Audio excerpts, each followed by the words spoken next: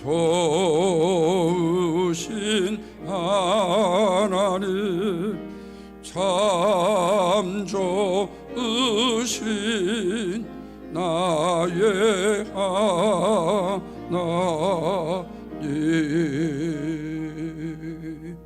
할렐루야, 아멘.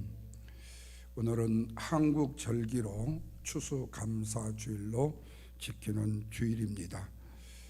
우리가 알다시피 추수감사주일은 한 해 동안 농사를 지은 분들이 그 농사에 대한 소출의 감사를 하나님 앞에 드리는 거죠. 그래서 시골 교회에서는 그 별을 구루마에다가 싣고 교회에 오시기도 하고, 보리를 또 밀을 그리고 감자, 고구마를 그냥 잔뜩 이렇게 싣고, 저희 어려서 그런 추수감사절 예배를 교회에서 드린 적이 있었어요. 우리는 실제로 농사를 짓진 않지요. 그러나 하나님이 한 해 동안 우리의 삶의 곳곳에서 우리를 지켜주셨고 또 베풀어 주셨던 은혜와 은총과 사랑에 감사하는 마음으로 하나님 앞에 예배하는 감사의 절기의 날입니다. 바라기는 사랑하는 우리 몸된 재단에 사랑하는 모든 성도 여러분들의 가정과 산업과 그리고 자녀들 위해 이 감사의 주의 축복이 넘쳐나시기를 주님의 이름으로 축원을 드립니다. 미국의 저널리스트인 제니스 캐플린이라는 사람이 쓰신 책 중에 감사하면 달라질 것이라는 책이 있습니다. 이 책에서 저자는 자신이 너무나도 바쁘게 살다 보니까 자기의 삶이 엉망진창이 되어가더라는 거예요. 특별히 가장 심각했던 것이 남편과의 부부의 관계가 안 좋아지더라는 거예요. 그래서 1년 동안 감사의 일기를 쓰면서 과연 나에게 감사일기에 어떤 변화가 있고 그것을 통해서 깨달은 바가 무엇인가를 자세하게 기록을 했는데, 첫째로 그 남편과의 사랑의 관계가 회복이 되었다는 거예요. 또 한 가지는 자신이 돈을 대하는 태도가 단순히 실용적인 가치로만 생각하게 되더라는 거예요. 다시 말하면 돈이 내 일생의 전부다고 바삐 분주하게 띄워서 돈에 매달려 노예가 되어 살았는데, 감사일기를 쓰다 보니까 그것은 단순히 내가 현재 살아가는 실용적 가치밖에 안 되더라는 거지요.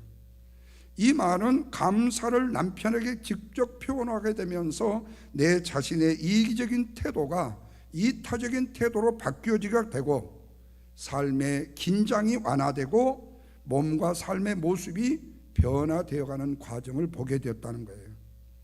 그 내용을 잠시 요약하면 이렇습니다. 내게 감사하는 태도가 생겼다고 해서 이번에 겨울에 날씨가 바뀌어지지는 않는다. 그러나 일상의 나만의 한 줄기의 햇살을 비추게 되었다. 감사하며 살기로 한 나의 노력에 점차 탄력이 붙었다. 모든 것에서 긍정적인 측면을 찾다 보니까 내 태도가 변했고 더불어 인생의 삶이 재미가 있었다. 내가 가장 행복감을 느끼는 이유가 어떤 특정한 사건이나 상황이 아니라 그 사건을 바라보는 내 시각의 변화, 이 때문이라는 점을 이해하자 나는 그 사건 상황 속에서 너무나도 자유로워지는 기분을 느꼈다. 하루 또는 한 주 동안에 어떤 일이 일어나든지 남편과 아이들을 대하는 태도나 밖에서 일어나는 모든 일들을 대하는 태도의 측면에서 내게는 내가 하는 것보다 더 큰 통제력이 나에게 생겨나게 되었다. 이 말은 내가 마음먹기에 따라서 짜증도 괴로움도 될 수 있지만 내가 마음먹기에 따라서 즐거움과 기쁨과 감사가 되기도 했었다. 아직 의식적인 노력이 좀 더 필요하겠지만 감사하는 태도가 즐거움을 느끼는데 도움이 되었다. 이런 내용이었습니다. 여러분, 그렇습니다. 우리가 일반 은총이라는 관점에서 감사는 우리의 삶에 유익을 주는 능력이 된다라는 사람들은 너무나도 많지요. 그런데 오늘 본문의 말씀에 사도 바울도 하나님의 관점에서 성도들에게 주어지는 감사가 어떤 능력인지에 대해서 빌립보서 4장 6절은 이렇게 말씀하고 있어요. 아무것도 염려하지 말고 다만 모든 일에 기도와 간구로 너희의 구할 것을 감사함으로 하나님께 아뢰라고. 바울이 지금 빌립보 교회 성도들에게 가장 먼저 명령하는 것이 뭐냐? 아무것도 염려하지 말라. 이 말은 헬라의 성경에서 첫 번째 문장이 강한 금지 명령으로 되어 있다면 이 말씀은 아무것도 염려하지 말라. 염려하는 것은 근심 걱정하는 일들이다. 그래서 그 근심에 걱정하는 일을 중단하라, 이런 말의 뜻이죠. 그러나 당시 빌립보 교회 성도들은요, 충분히 염려하고도 근심하고도 남을 만한 상황들이 전개가 있었습니다. 바울은 로마의 감옥에 갇혀 있어요. 그 교회를 세운 목회자가 말이에요. 한마디로 자기들의 영적인 리더인 바울이 감옥에 갇히는 신변에 대한 걱정이 있었어요. 거기다가 리더자가 없으니까 로마의 박해의 한복판에 놓여지게 되었습니다. 더 안타까운 것은 교회 내부적으로도 성도들 간에 하나가 되지 못하는 아픔이 있었어요. 그렇다면 이런 상황과 형편을 너무나도 잘 알고 있는 제수의 신분에 놓여 있는 그 바울이 모든 염려를 중단하는 태도를 보일 수 있었던 것이 무엇이었는가? 여기서 우리는 굉장히 중요한 이유를 찾을 수가 있어요. 먼저는 바로 이 일을 위해서 하나님 앞에 기도하는 일이 제일 중요했다는 거예요. 그런데 바울은 이보다도 핵심적인 것이 있다고 말을 합니다. 이 모든 기도 속에서 하나님의 감사를 놓치면 안 된다는 사실을 말씀하고 있어요.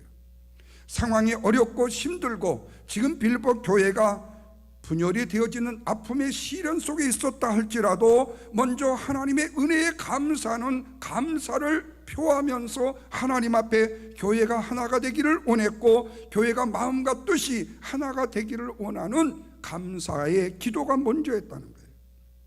그래서 저는 오늘 추수감사주일에 왜 감사가 기도의 중심이어야 되고, 그리고 왜 감사가 기도의 핵심을 이루는가를 생각하면서 은혜를 나누려고 합니다. 주시는 말씀이 공급해 주시는 하나님의 은혜, 구하는 우리의 입장에서 감사할 수 있는 귀한 시간이 되시기를 주님의 이름으로 부탁을 드립니다. 먼저 모든 것을 공급해 주시는 하나님 앞에 감사할 수 있어야 된다. 자, 본문 6절 다시 보겠습니다. 아무것도 염려하지 말라. 바울은 하나님의 말씀을 통해서 이 얘기를 해요. 그런데 이 말은 하나님께서는 너희가 염려하는 모든 것을 마음껏 공급해 줄 수 있고 마음껏 축복해 줄 수 있는 분이 계신다라는 뜻이에요. 다만 모든 일에 기도와 간구로 너희의 구할 것을 하나님 앞에 아뢰라는 거예요. 염려와 걱정과 근심을 붙들어 매고 하나님 앞에 너희의 필요한 니들을 구하고 하나님 앞에 아뢰라는 거예요. 이 말은 너희가 하나님 앞에 기도하면 하나님께서 모든 것을 공급해 주시면서 응답해 주실 것이라는 약속의 말씀이 있으니까, 그렇다면 우리는 하나님께 아뢰 것을 기도로 아뢰면 된다라는 거예요. 그런데 오늘날 우리도 빌립보 교회 성도들처럼 바울이 우리에게 이 말씀이 꼭 필요한 일들을 겪지 않냐 그 말이에요. 다시 말하면 지금 내가 염려하지 않아도 될 일들을 우리는 앞당겨 가지고 걱정 근심을 한다는 거예요. 우리 권사님 아들 결혼시켰는데 당신이 결혼한 듯이 바쁘더라고요. 아들은 더 바쁜데 사실 바쁠 일이 없거든요. 다 애들이 알아서 하는데, 근데 마음이 그렇지 않단 말이에요. 이게 바로 우리 인간의 마음이에요. 내가 우리 집사람하고도 늘 하는 얘기가 그래요. 내일 일 걱정하지 마라. 우리가 언제 내일 지금 현재 우리가 그걸 알고 우리가 지금까지 온 적이 있냐. 우리가 어디 이사를 가도 하나님이 좋은 환경으로 인도해 주셨고, 우리가 무슨 일에도 하나님이 그 모든 일을 해줬다. 내가 그걸 사전 조사를 해보고 통계를 내보고 데이터를 뽑아보고 뭐를 물어보고 뭐를 해가지고 내가 준비한 게 아니라 우리가 가고자 하는 곳에 가니까 하나님이 그 길들을 열어주시더라. 또 이렇게 말하면 우리 집사람이 자기는 염려 걱정 전혀 안 하면서 나만 한다고 설교 시간에 깐다라고 또 이렇게 얘기도 할 수 있죠. 그런데 사실 저보다도 염려 걱정을 앞당기는 게 사실이에요. 이건 팩트예요. 그런데 바울은 자신에게 찾아오는 염려와 괴로움과 고통보다도 더 크신 하나님을 알기 때문에, 자신의 마음을 하나님 앞에 향했기 때문에 낙심이 찾아올 때 내 마음의 염려를 내 마음에 남겨주지 않았다는 거예요. 다시 말하면 염려에게 내 마음을 맡기지 않았다는 거예요. 근심과 걱정에 내 마음을 맡기지 않았다는 거예요. 내 마음이 염려와 걱정과 근심을 하나님이 주시는 능력과 권세를 가지고 짓밟았다는 거예요. 그래서 크신 하나님을 바라보고 하나님을 절대적으로 의지하는 일에 모든 것을 집중할 수 있었다. 왜? 염려는 불안과 근심이기 때문에. 그런데 오늘날 우리는 어떠냐 그 말이에요. 나에게 오지도 않는 일, 결정되지 않는 미래의 일인데 미리 내가 힘들어하고 내가 아파하고 내가 고통스러워하고 내가 번민하고 내가 힘들어한다는 거예요. 그러나 신실한 믿음의 성도는 하나님을 신뢰하는 일에 우리의 마음과 힘과 모든 것을 온전히 쏟아야 된다. 아멘? 아멘. 그것은 염려라는 것이, 우리가 염려라는 것이, 하나님의 성숙한 그리스도의 염려라는 것이 하나님을 무시하는 처사가 되기 때문에 그래요. 여러분 생각해 보세요. 여러분이 부모님으로서 자녀에가요 뭘 요구해요? 내일이요 연필도 사야 되고 지우개도 사야 돼요. 근데 내일 돈 주셔야 됩니다. 알았어 그래 줄게.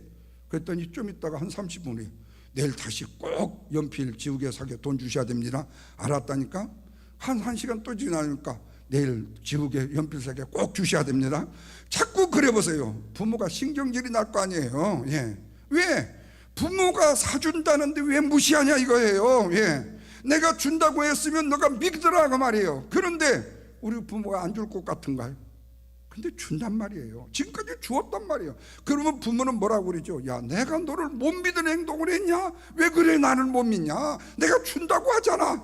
이 고얀 놈 이리 와. 내가 아예 지금 주마. 그래서 그냥 아예 지금 더 주어버리고 싶지요. 예. 그래요. 염려라는 것이 하나님을 무시해요. 그래서 성경은 단호하게 말씀해요. 염려하지 말고 근심하지 말라고 해요. 성경은 이것을 신앙의 문제라고 말씀한다는 거예요. 하나님을 신뢰하지 못하고 내 마음을 온전히 드리지 못하기 때문에 찾아오는 감정을 염려라고 말하잖아요. 이를 주님께서는 마태복음 6장 25절에서 이렇게 말씀해요. 내가 너희에게 이르노니 목숨을 위하여 무엇을 먹을까 무엇을 마실까 몸을 위하여 무엇을 입을까 염려하지 마라. 목숨이 음식보다 중하지 아니하며 몸이 의복보다 중하지 아니하냐. 공중의 소를 보라. 심지도 않고 거두지도 않고 창고에 모아들이지도 아니하되 하늘 아버지께서 기르시나니 너희는 이들보다 귀하지 아니하나. 한마디로 하나님보다 세상의 것이 크게 다가오기 때문에, 크게 찾아오게 되기 때문에 염려가 생긴다는 거예요. 그럼에도 하나님은 감사함으로 아뢰 때 그 염려와 근심을 내 안에서 다 제거해 주신다는 거예요. 그래서 주님은 또 마태복음 6장 34절에서 그래요. 그러므로 내일 일을 위하여 염려하지 말라. 내일 일은 내일 염려할 것이요 한날의 괴로움은 그날에 족하다고 말합니다.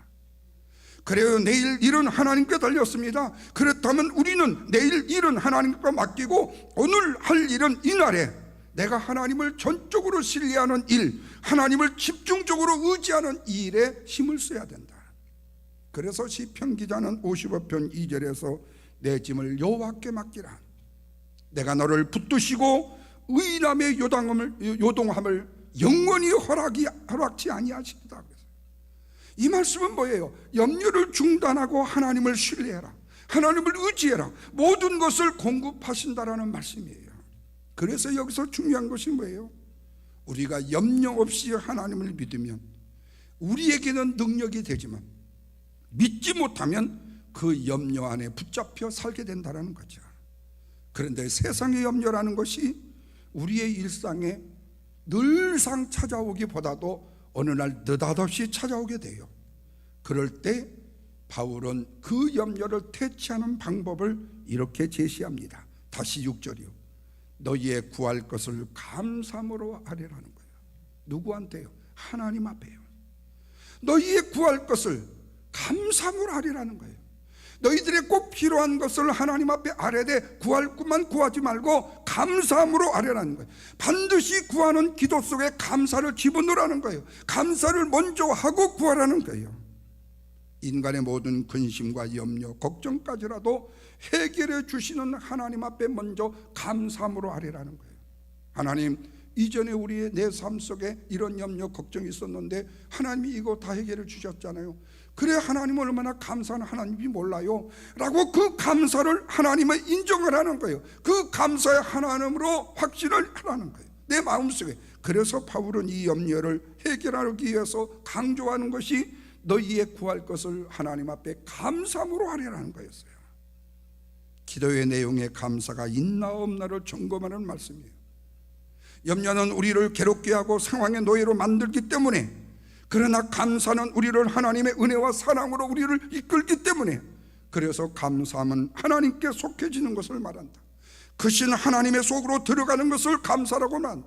그래서 우리의 삶에 걱정, 근심이 찾아올 때 우리가 무엇으로 감사할 수 있는지를 찾아서 기도의 자리에 나아가야 된다. 그럴 때 우리 안에 뭐가 임할까요? 평강이 임하고 하나님의 은혜의 공급에 축복이 임하게 된다.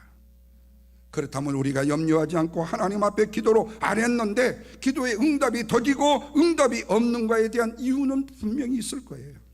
그것은 우리의 구하는 모든 것을 공급해 주시는 하나님께 이미 받은 복에 대한 감사가 없기 때문이다.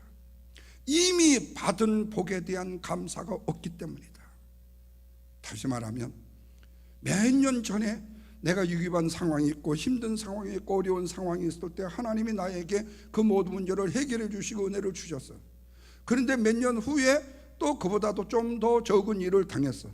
그런데 그때는 까맣게 잊어버려요. 왜? 하나님 앞에 공짜로 그냥 받은 감사니까. 그리고 오늘부터 또 어려운 일이 주어지면 그것 때문에 붙들고 염려, 걱정한단 말이에요. 그런데 이제 말씀을 뒤에 듣겠지만은, 여러분, 다윗이 골리앗을 무너뜨릴 수 있는 이유는 뭔 줄 아세요? 이전에 야전, 어린 소년일 때 야전에서 맹수를 물리쳤던 그 하나님의 은혜에 감사했기 때문에 골리앗이요 개똥으로 보인 거예요. 그래서 물리친 거예요. 그게 바로 성경에 기록이 돼요. 좀 더 자세히 말씀을 드릴게요. 그러니까 하나님이 우리에게 이미 공급해 주신 은혜의 복에 대한 감사가 없기 때문에 오늘 우리가 응답이 더디다, 응답이 없다 이렇게 말할 수 있다는 거예요. 여러분, 우리가 일반적으로 상식적으로 한번 생각을 해보십시오. 예를 들어서 내가 누구에게 큰 도움을 받았습니다.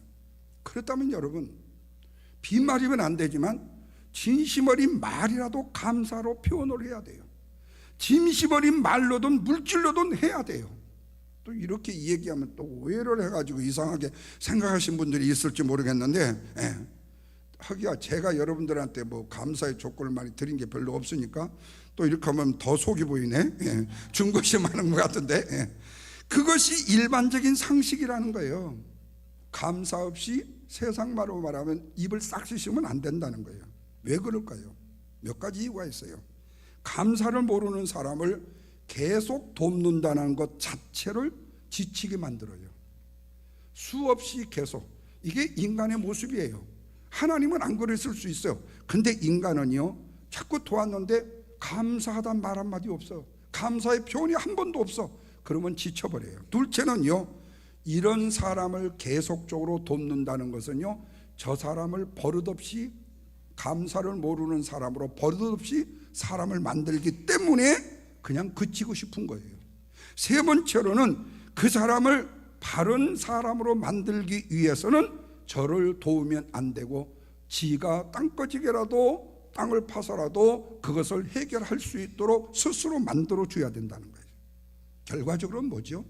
베풀어 주신 은혜와 사랑의 감사가 없으면 상대방으로 하여금 지침과 망치는 것에 대한 의구심으로 인하여서 그 도움을 중단받게 된다는 거예요. 뿐만 아니라 감사가 없음으로 인해서 스스로 내가 축복의 문을 내가 닫아버리는 거예요. 스스로 공급의 문을 닫는 것이기 때문에 그래요. 그래서 여러분 여기서의 감사의 중요성이 대두가 돼요. 그래서 일명 뼈다가 있는 가문의 처음 교육이 뭔 줄 아세요? 땡큐예요. 감사합니다. 이걸 가르친다고 그래요. 결과가 좋고 나쁨의 관점에서 성공과 실패의 관점에서 보자는 거예요. 성공한 사람과 실패한 사람의 결정적인 차이는 감사의 차이라고 과감하게 말할 수 있어요. 여러분, 우리는 주위에 배은망덕한 사람들을 보면 분노도 나지만 슬퍼집니다. 예수님도 그랬어요.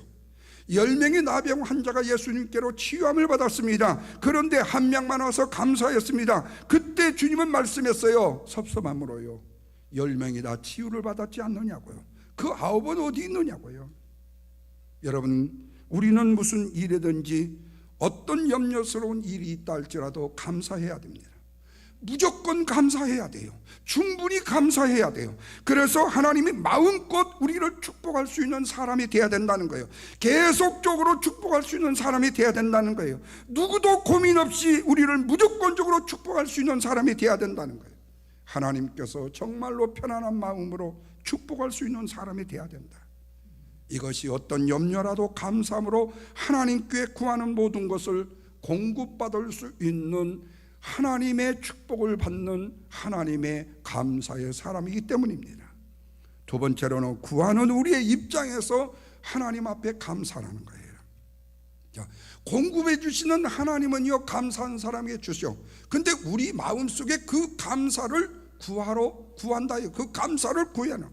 내 마음에 그 감사가 없을 수 있어요. 인색해질 수 있어요. 그 감사를 구해야 돼요. 하나님, 감사의 사람이 되게 해주세요.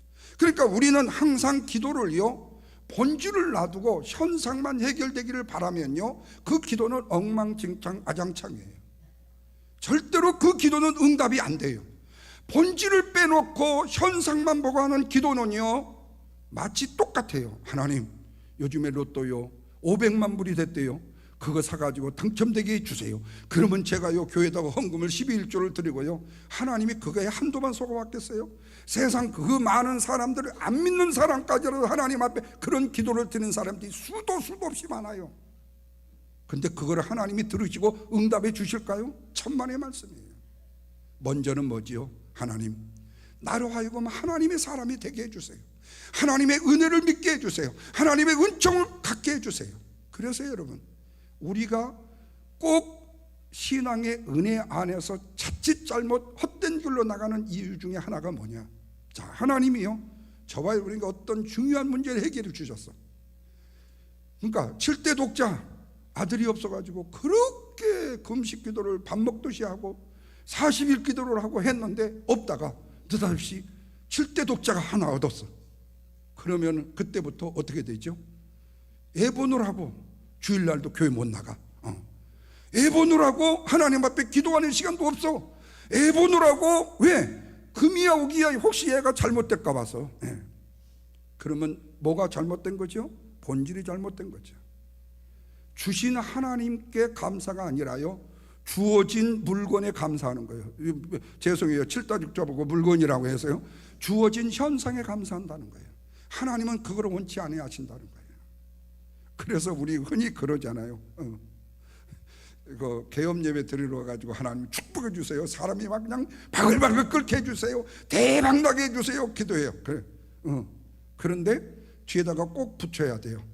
그러나 신앙의 해가 되기 전까지만 축복해 주세요. 이렇게 또 기도를 하면 안 되잖아요. 왜? 장사가 너무 잘 돼가지고 또 주일 못 지킨다고 하니까. 한국에서 그런 일들이요 비일비재하게 많습니다. 비일비재. 그래서 목회자들이 가가지고 이게 그 개업 예배를 드릴 때 어디까지 기도를 해야 되느냐, 목회자들끼리 토론을 한 적도 있어요. 토론을 한 적도 있어. 근데 여러분 똑같아요. 우리의 입장에서 하나님 앞에 감사해라. 자, 7절 보십시오. 그리하면 모든 지각에 뛰어난 하나님의 평강이 그리스도 예수 안에서 너희의 마음과 생각을 지키시리라. 감사라는 것이요, 믿음의 성장과 담대함과 평강을 가져준대요. 이 말씀을 보면 하나님과 평강은 하나로 묶여 있습니다. 이 말은 감사할 수 없는 상에서 감사를 가지고 기도하며 나아갈 때에 하나님이 가지신 평강이 주어지는데, 이것이 바로 감사한 사람의 특권이요 위로요 마음의 힘이 되고 감사하는 사람에게 능력이 된다는 거예요. 그래서 하나님의 능력이라는 것은 하나님께 감사로부터 문을 여는 거예요. 여기서부터 시작이 되는 거예요. 그래서 우리가 때때로 원망하는 마음으로 기도할 수는 있지만, 바울은 먼저 감사로 나가야 되고 적극적이고 의지적으로 감사할 수 있어야 된다고 말씀하고 있어요. 이런 면에서 성도는 하나님 앞에 무엇으로 감사할지를 의식적으로 생각하며 나가야 돼요. 성도는 감사할 수 있는 그 이유가 충분한 자이기 때문에 그래요. 왜? 죄악된 우리를요, 하나님께서 구원하시기 위하여 사랑하는 아들 독생자 예수 그리스도를 우리 위하여 십자가에 죽게 하셨고, 그로 인하여 우리의 사망의 권세를 다 깨뜨리게 하셨고, 그로 인하여 부활의 영광을 저와 여러분에게 구원의 축복으로 주셨잖아요. 그래서 바울은 로마서 8장 35절 이하에서 이런 말을 했잖아요. 누가 우리를 그리스도의 사랑에서 끊을 수가 있느냐?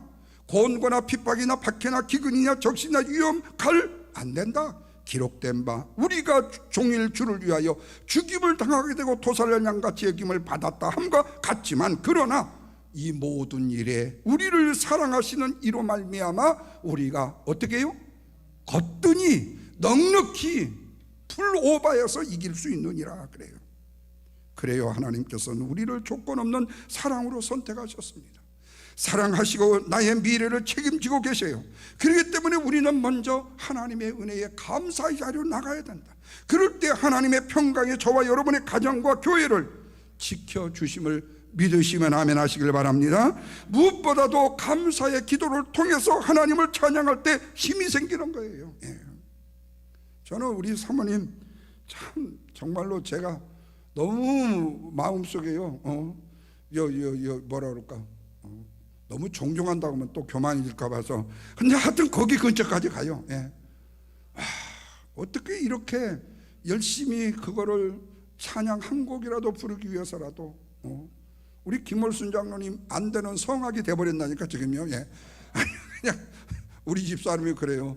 김월순 장로님이 올라가는데 흰 눈동자가 보이는 게 무서워가지고, 그 오늘 보니까 텔레비에 좀 가렸네. 예.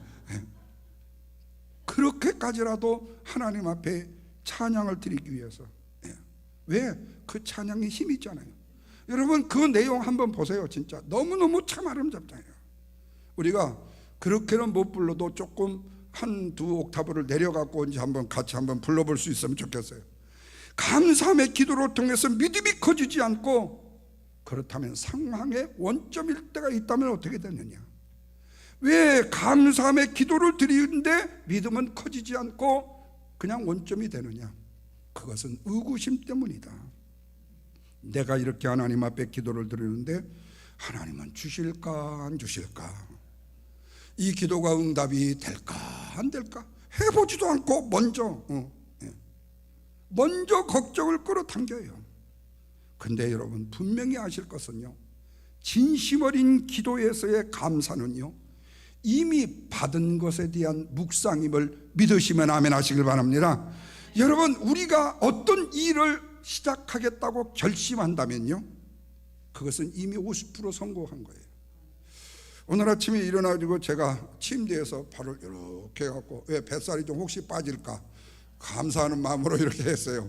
그러다가 어떻게 내가 이렇게 했는데, 요즘 며칠 내가 그걸 하거든요. 우리 집 사람은 모르지만. 그런데 그 유튜브를 이렇게 보다 보니까요, 1분이면은 뱃살이 빠지는 비결 그래갖고 나왔더라고요. 그런데 딱 보니까 그거요, 이거요. 예. 그래가지고 제가 4가지 옵션을요, 1분씩 해가지고 1분 더 이상 절대 못하게 딱 1분만 하라고 그래요. 예. 해가지고 그걸 해봤어요. 그걸 해봤어. 근데 그때의 그 가이드가 뭐라고 한 줄 아세요? 오늘 첫 번에 1분씩 하신 분들은 50%가 성공한 겁니다. 그 말을 들으니까 기분이 짱하고 괜찮더라고요. 예. 마찬가지예요, 여러분.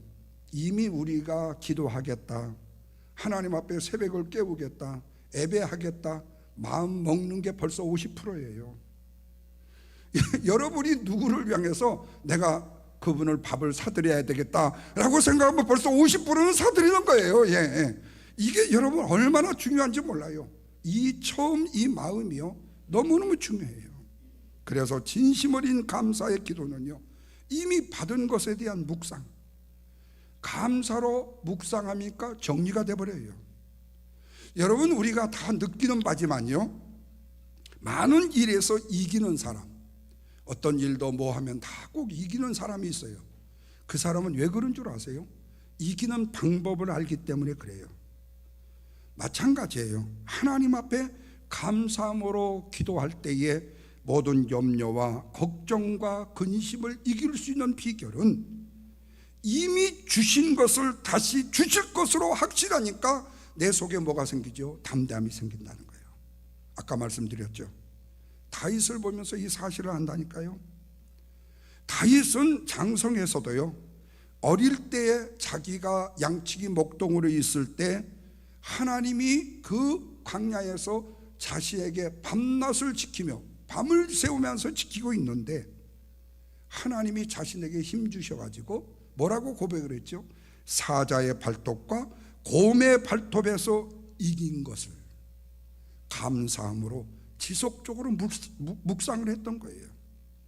그러다 보니까 그 곰, 사자, 발톱도 이겼는데 저까지 골리앗, 저거 보니까 동작도 뜨고 보니까 허점이 너무 많아. 그러니까 아무리 소년이라도 저걸 이길 수 있는 확신이 생긴 것이라는 거예요. 다시 말하면 위기와 어려움이라는 힘듦에서 이기는 방법을 묵상하고 정리를 하다 보니까 승리의 방법에 대해서 흔들리지 않더라는 거예요. 여러분, 우리가 어떤 상황 속에서도 감사를 많이 하면 믿음이 커진다라는 비결이 바로 여기에 있는 거죠. 어떤 환경과 관계가 없이 이김을 묵상했기 때문에, 승리를 묵상했기 때문에, 축복을 묵상했기 때문에 우리의 믿음은 어떤 상황, 어떤 환경에서도, 어떤 염려와 근심에서도 흔들리지 않는다는 거예요. 그래서 바울은 빌립보서 4장, 우리가 6절 7절 읽었죠. 그 뒤에 11절 12절에서 이런 고백을 해요. 내가 어떤 형편에든지 나는 자족하기를 배웠고, 나는 비천에 처할 줄도 알았고, 풍부에 처할 줄도 알았고, 모든 일에 배고픔과 그리고 배부름과 풍부와 궁핍에 일체 모든 비결을 다 터득을 했대요. 그러면서 13절에서 그래요. 그것은 모두가 다 내 힘과 내 능력과 내 지혜와 내 권능이 아니라 내게 능력 주시는 자 안에서 내가 모든 것을 할 수 있기 때문이다. 이렇게 고백해요. 한마디로 말하면 하나님께 먼저 감사한 사람, 과거로부터 감사를 추론하는 사람은 이런 담대한 믿음을 가지고 현세의 어려운 난관, 염려, 걱정, 근심을 모두 다 타파하여 이길 수가 있다. 그래서 우리가 성도가 된다는 것은 감사가 힘이라는 겁니다. 감사가 능력이라는 사실이에요. 그래서 성숙한 성도는 항상 감사를 말하고, 항상 감사로 찬양하고, 항상 감사로 글을 쓰고, 항상 감사로 헌금도 할 수 있어요. 감사할 때마다 좋은 일을 더 많이 하게 된다는 거예요. 이런 면에서 여러분, 속된 표현이라고 욕하지 마십시오. 그러나 가슴에 와닿는 말이 있습니다. 맨입으로 절대 끝내지 마라. 맨입으로 안 끝내면 축복은 지속될 것이다. 그리고 굳세고 강한 믿음으로 우뚝 설 것이다. 뭐하면요? 앞에 전제가 중요해요. 맨입으로 끝내지 아니하면. 이건 뭐죠? 하나님께 받은 것을 구하는 입장에서 감사가 먼저 돼야 되는 이유다. 사랑하는 성도 여러분, 결론입니다.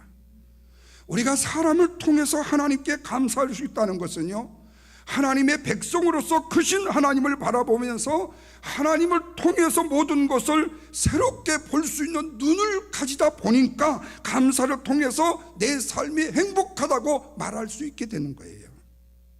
모든 일에 감사를 앞세우다 보니까 내 삶에 의미가 생기고 그 의미를 통해서 생각하지 못했던 삶의 소소한 행복들이 생겨나게 되더라는 거예요.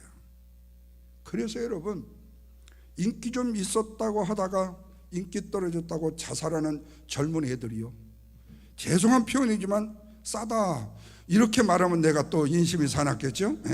근데 내가 하고 싶은 얘기가 있어요. 너는 언제부터 인기가 그렇게 일찍 태어났냐? 너도 촌뜨기로 태어날 수도 있었고, 네 부모 개떡 같은 부모에서 태어날 수도 있어. 그리고 잘난 부모에 태어났어? 그랬다고 해서 네가 언제부터 그 인기가 있었는데, 근데 그 인기 좀 떨어졌다고 네 자신을 포기해? 이런 빌어먹을 그냥 이렇게 나올 수 있다니까. 여러분 생각해 보세요. 언제부터 내가 그 인기가 있었어요? 언제부터 내가 뛰어난 사람이었어요? 다 그 과정을 스텝을 밟아가면서 우리 신앙인의 입장에서는 하나님이 만들어 주신 거잖아요. 어떤 목사들이, 또 젊은 목사들이 그런 얘기를 했어요. 제가요 부교육자에 있을 때는 큰 교회에 사역을 했는데요, 개척교회에서 사역을 하니까 힘들더라고요. 내가 속으로 그러죠. 니네 언제부터 큰 교회 타고났냐? 너는 그러면 맨날 빌어먹는 거야. 그 말을 하고 싶어. 근데 안 돼. 왜? 그러면 안 되니까. 여러분 생각해 보세요. 지금 현재 나에게 주신 이 은혜만도 얼마나 감사해요. 그런데 왜 자기가 뭔가를 크게 이루은 사람으로 그것을 누려야 된다고 착각하냐는 거예요. 다른 말로 말하면 그래요. 우리의 삶에서 고난과 역경이 있기 때문에 우리의 행복이 사라진다? 절대 아니라는 거예요. 우리의 행복을 빼앗아는 것은 고난과 역경을 대하는 네 태도에 달려있다, 네 마음에 달려있다는 거예요. 정말 고난과 역경은 죄의 결과임이 틀림이 없어요. 그렇기 때문에 하나님께서는 오늘 우리 감사절에 우리에게 가르쳐 주시려고 하는 것은, 우리에게 감사가 있을 때 저와 여러분의 삶의 곳곳에서 행복을 보게 될 것이고, 아멘, 기쁨을 찾게 될 것이고, 세상 사람과 다른 은혜가 있는 삶을 살게 되더라. 아멘. 심지어는 우리가 고통스러운 순간들을 만나게 되는 그런 상황 속에서도 성도는 감사의 기도를 할 수 있고, 그 혼돈 속에서 삶의 의미와 자족을 찾고 하나님이 주시는 평강을 누릴 수 있게 되더라. 아멘. 분명한 것은 감사는 저와 여러분의 삶의 윤활유이기 때문에, 힘이 되기 때문에, 그래서 오늘을 이겨내며 살아가게 하는 능력이 바로 감사라는 거예요. 바라기는 오늘 추수감사절을 통해서 이로부터 공급해 주시는 하나님의 아름다운 공급의 은혜에 감사하는 마음으로, 또 내가 주님을 향하여 원하는 아름다운 감사의 원함의 아름다운 주의 축복이 저와 여러분의 삶 속에, 우리 몸된 교회 안에, 그리고 저와 여러분의 슬하의 자녀들 위해 넘쳐나는 주의 축복이 되시기를 주님의 이름으로 축원합니다. 기도합니다. 하나님